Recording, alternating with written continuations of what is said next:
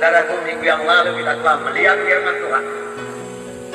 Bagaimana Tuhan Yesus menengking murid-murid karena murid-murid ketakutan. Saudara sudah mengetahui ceritanya. Pada waktu itu, saudaraku, Tuhan Yesus di atas perahu bersama dengan murid-murid. Kemudian datang angin, datang gelombang, lalu murid-murid ketakutan. Dan Tuhan Yesus menengking murid-murid dengan berkata, "Mengapa kamu takut? Mengapa kamu tidak percaya?" Tuhan Yesus tidak suka murid-murid takut. Demikian Tuhan tidak suka kalau kita takut, karena Tuhan dalam kita. Murid-murid juga memiliki Yesus bersama-sama dengan di dalam perahu. Tapi kita lebih lagi, kita memiliki Tuhan Yesus. Kita memiliki Roh Kudus yang tinggal dalam kita.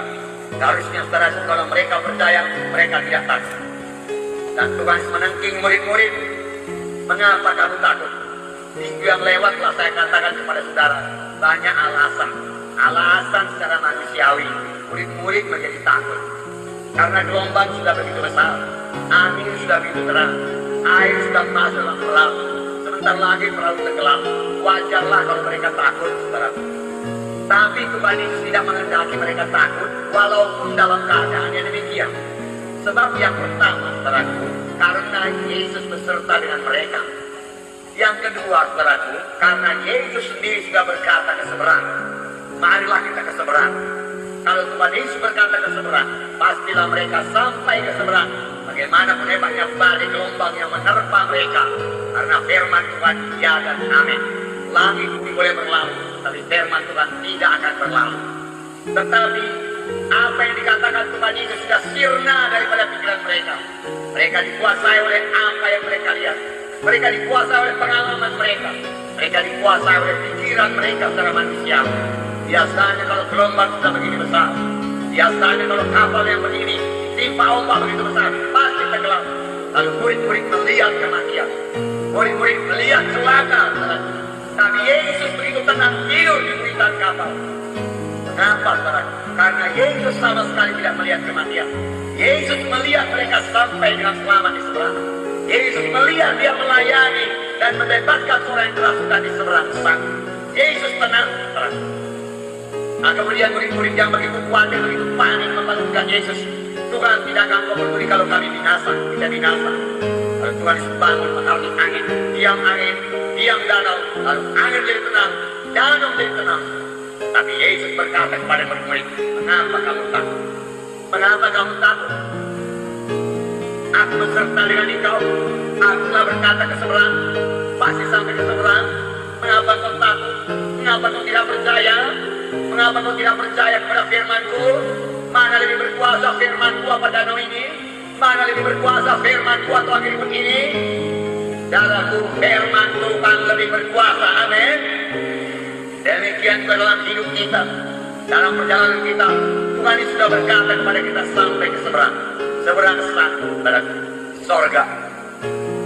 Nama saudara sekarang sudah tertulis dalam buku kehidupan. Amin. Adakah saudara bersuka cita nama saudara tertulis di sorga? Haleluya. Kelak kalau saudara sudah melayani Tuhan berbuah lebat, saudaraku, panjang umur saudara akan sampai ke sorga kalau Yesus belum datang. Lalu pada waktu itu buku kehidupan akan dibuka, saudaraku, dan nama saudara ada di sana. Oh, pada waktu itu alangkah senangnya pintu sorga terbuka bagi saudara. Akan ada gangguan-gangguan sebelum saudara sampai ke seberang sana. Tetapi itu bisa saudara pakai untuk melatih iman saudara. Untuk jangan takut dan bersandar kepada Tuhan. Nah, saudara yang punya kekasih dalam nama Yesus, Tuhan Yesus berkata lagi dalam Matius 6 ayat 25-33. Matius 6 ayat 25-33. Bukan kita saudara. Sini dikatakan jangan khawatir. Jangan khawatir karena apa yang kau makan. Jangan khawatir apa yang kau pakai. Kemudian dikatakan Tuhan, cari dahulu kerajaan Allah. Saudara, jangan karena makanan saudara tidak kebatian pada hari Minggu. Jangan karena mencari uang saudara tidak kebatian pada hari Minggu, saudaraku. Jangan, saudaraku, karena saudaraku mengurus pakaian, saudaraku, mengurus materi-materi dunia ini saudara tidak kebatian pada hari Minggu.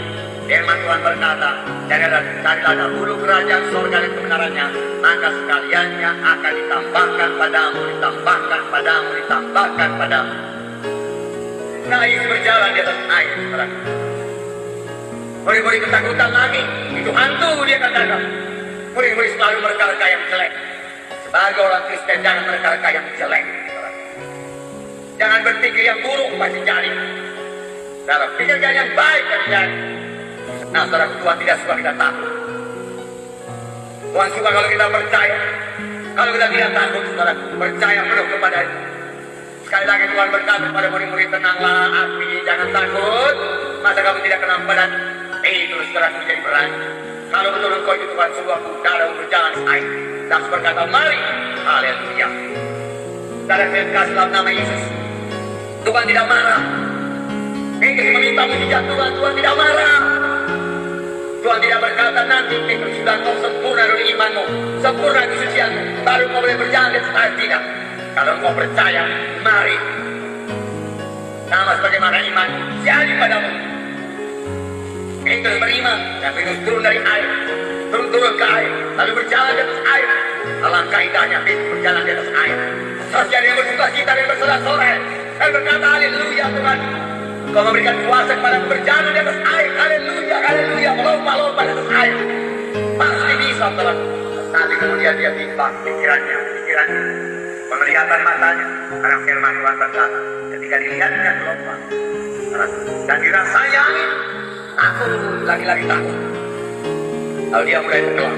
Dari sini kita belajar, takut menutup kuasa Tuhan. Takut karena membunuh iman. Kalau datang takut, iman pun keluar.